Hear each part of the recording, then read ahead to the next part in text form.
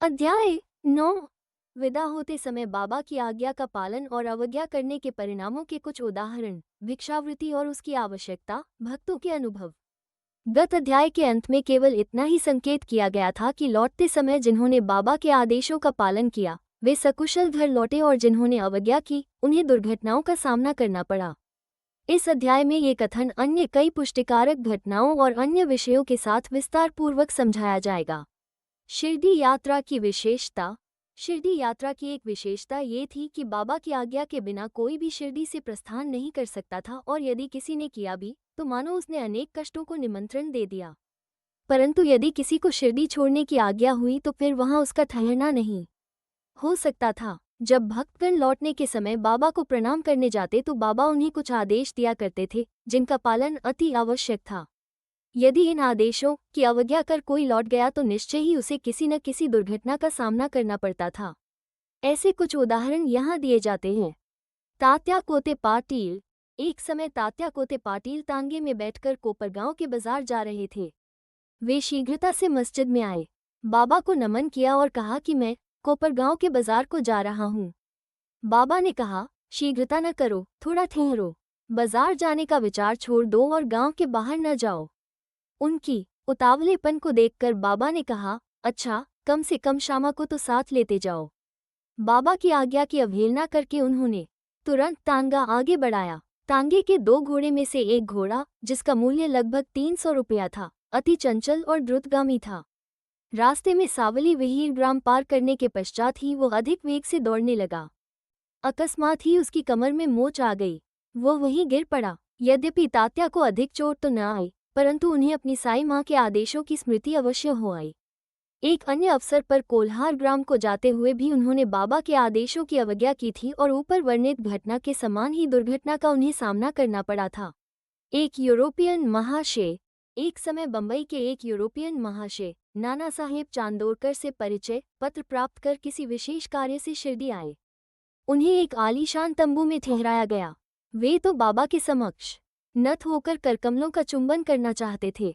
इसी कारण उन्होंने 3 बार मस्जिद की सीढ़ियों पर चढ़ने का प्रयत्न किया, परंतु बाबा ने उन्हें अपने समीप आने से रोक दिया।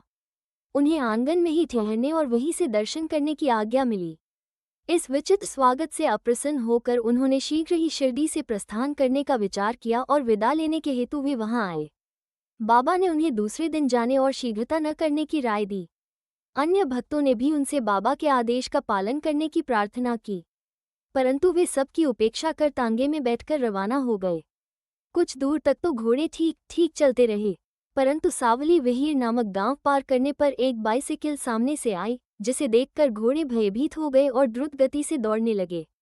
फलस्वरूप तांगा उलट गया और महाशय जी नीचे लुढ़क गए और कुछ दूर तक तांगे के साथ साथ घिसटते चले गए। लोगों ने तुरंत ही दौड़कर उन्हें बचा लिया, परंतु चोट अधिक आने के कारण उन्हें कोपरगांव के अस्पताल में शरण लेनी पड़ी। इस घटना से भक्तों ने शिक्षा ग्रहण की कि जो बाबा के आदेशों की अवहेलना करते हैं उन्हें किसी न किसी प्रकार की दुर्घटना का शिकार होना ही पड़ता है, और जो आज्ञा का पालन करते हैं वे सकुशल और सुखपूर्वक घर पहुंच जाते हैं। भिक्षावृत्ति की आवश्यकता। अब हम भिक्षावृत्ति के प्रश्न पर विचार करेंगे। संभव है कुछ लोगों के मन में संदेह उत्पन्न हो कि जब बाबा इतने श्रेष्ठ पुरुष थे तो फिर उन्होंने आजीवन भिक्षावृत्ति पर ही क्यों निर्वाह किया। इस प्रश्न को 2 दृष्टिकोण समक्ष रखकर हल किया जा सकता है। पहला दृष्टिकोण, भिक्षावृत्ति पर निर्वाह करने का कौन अधिकारी है। शास्त्रानुसार वे व्यक्ति जिन्होंने 3 मुख्य आसक्तियों कामिनी, कांचन और कीर्ति का त्याग कर आसक्ति मुक्त हो संन्यास ग्रहण कर लिया हो। योजक चिन्ह, वे ही भिक्षावृत्ति के उपयुक्त अधिकारी हैं, क्योंकि वे अपने गृह में भोजन तैयार कराने का प्रबंध नहीं कर सकते, अतः उन्हें भोजन कराने का भार गृहस्थों पर ही है। श्री साईं बाबा न तो गृहस्थ थे और न वानप्रस्थी, वे तो बाल ब्रह्मचारी थे। उनकी ये दृढ़ भावना थी कि विश्व ही मेरा गृह है। वे तो स्वयं ही भगवान वासुदेव विश्व पालनकर्ता तथा परब्रह्म थे, अतः वे भिक्षा उपार्जन के पूर्ण अधिकारी थे। दूसरा दृष्टिकोण, पंचसूना। सबको ये ज्ञात है कि भोजन सामग्री या रसोई बनाने के लिए गृहस्थाश्रमियों को 5 प्रकार की क्रियाएं करनी पड़ती है। कंडनी, पेशनी, उदकुंभी, मार्जनी, चूली। इन क्रियाओं के परिणामस्वरूप अनेक कीटाणुओं और जीवों का नाश होता है और इस प्रकार गृहस्थाश्रमियों को पाप लगता है।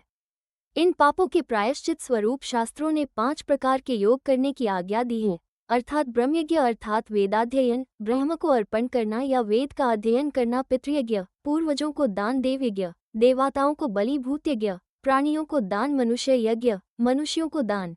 यदि ये कर्म विधिपूर्वक शास्त्रानुसार किए जाएं तो चित्त शुद्ध होकर ज्ञान और आत्मानुभूति की प्राप्ति सुलभ हो जाती है।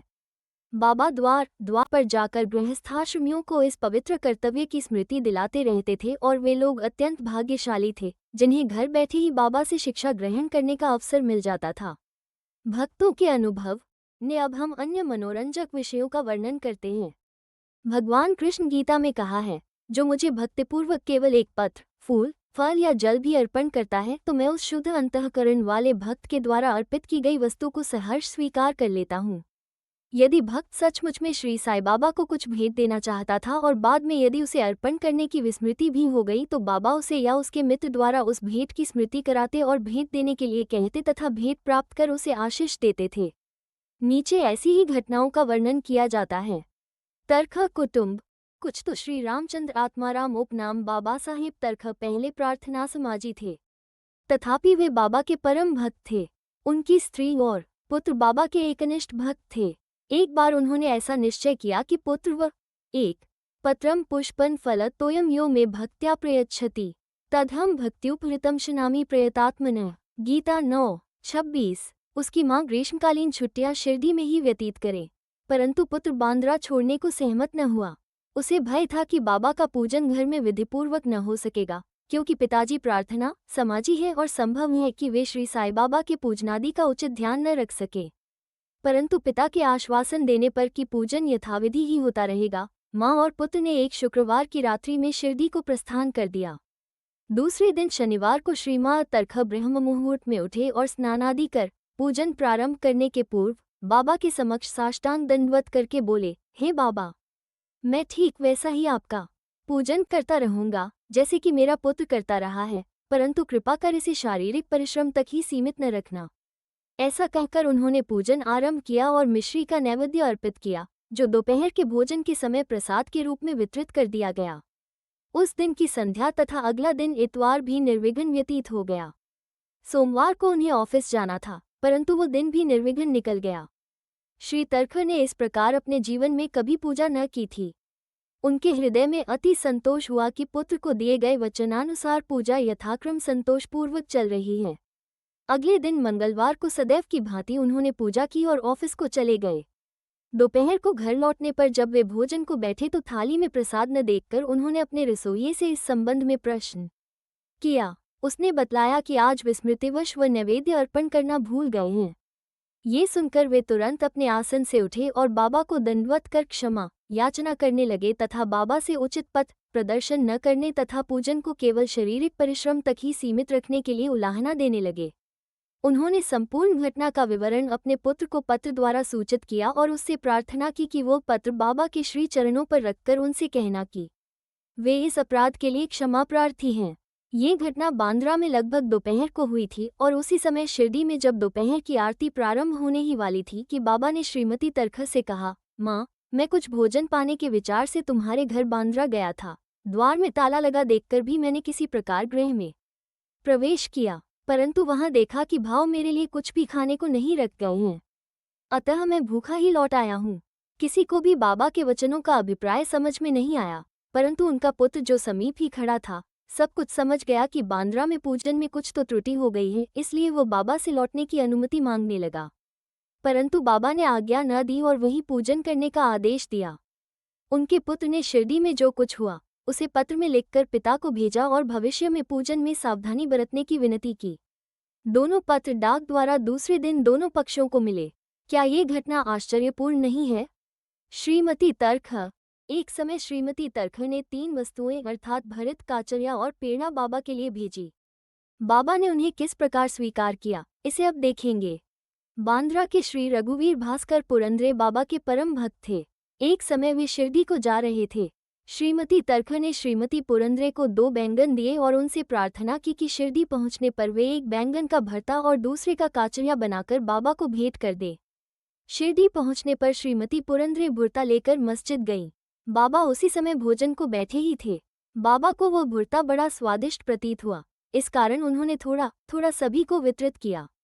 इसके पश्चात ही बाबा ने काचरिया लाने को कहा। राधा कृष्ण माई के पास संदेशा भेजा गया कि बाबा काचरिया मांग रहे हैं। वे बड़े असमंजस में पड़ गई कि अब क्या करना चाहिए। बैंगन की तो अभी ऋतु ही नहीं है। अब समस्या उत्पन्न हुई कि बैंगन किस प्रकार उपलब्ध हो।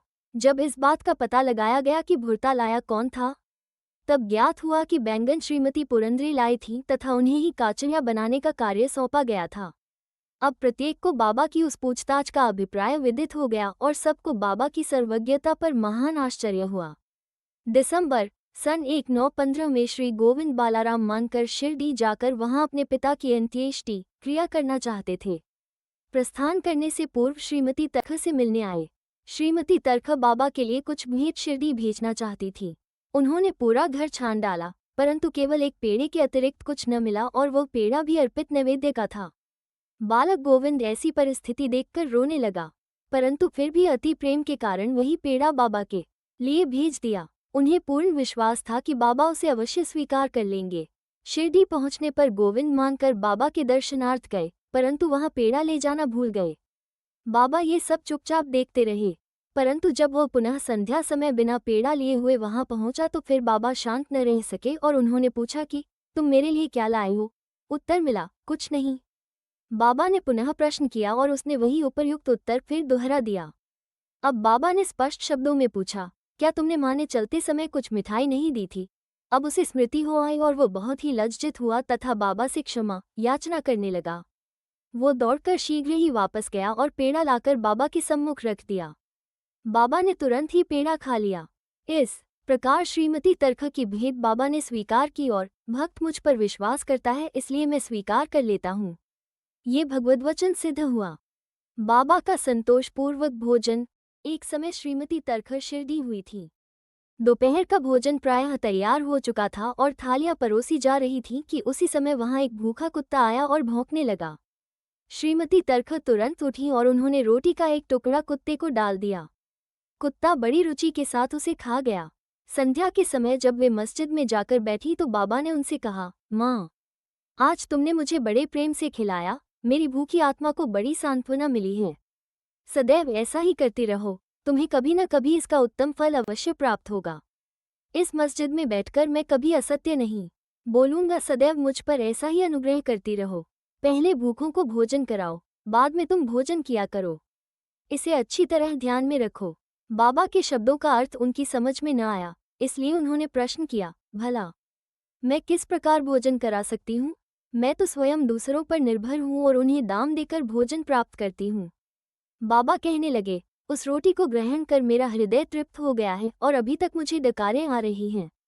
भोजन करने से पूर्व तुमने जो कुत्ता देखा था और जिसे तुमने रोटी का टुकड़ा दिया था, वो यथार्थ में मेरा ही स्वरूप था और इसी प्रकार अन्य प्राणी भी मेरे ही स्वरूप में ही उनके आकारों में डोल रहा हूँ। जो इन सब प्राणियों में मेरा दर्शन करता है वो मुझे अत्यंत प्रिय है। इसलिए द्वैत या भेदभाव भूलकर तुम मेरी सेवा किया करो। एक इस अमृततुल्य उपदेश को ग्रहण कर वे द्रवित हो गईं और उनकी आंखों से अश्रुधारा बहने लगी। गला रुंध गया और उनके हर्ष का परावार न रहा। शिक्षा। समस्त प्राणियों में ईश्वर दर्शन करो, यही इस अध्याय की शिक्षा। 1। यो मां पश्यति सर्वत्र सर्वं च मयि पश्यति, तस्याह न प्रणश्यामि स च मे न प्रणश्यति। गीता 6 श्लोक 30 है। उपनिषद, गीता और भागवत का यही उपदेश है कि ईशावास्यमिदं सर्वम, सब प्राणियों में ईश्वर का ही वास है, इसका प्रत्यक्ष अनुभव करो। अध्याय के अंत में बतलाई गई घटना तथा अन्य अनेक घटनाएं जिनका लिखना अभी शेष है, स्वयं बाबा ने प्रत्यक्ष उदाहरण प्रस्तुत कर दिखाया कि किस प्रकार उपनिषदों की शिक्षा आचरण में लाना चाहिए। इस प्रकार श्री साईं बाबा शास्त्र ग्रंथों की शिक्षा दिया करते थे। श्री सद्गुरु साईनाथार्पणमस्तु। शुभं भवतु।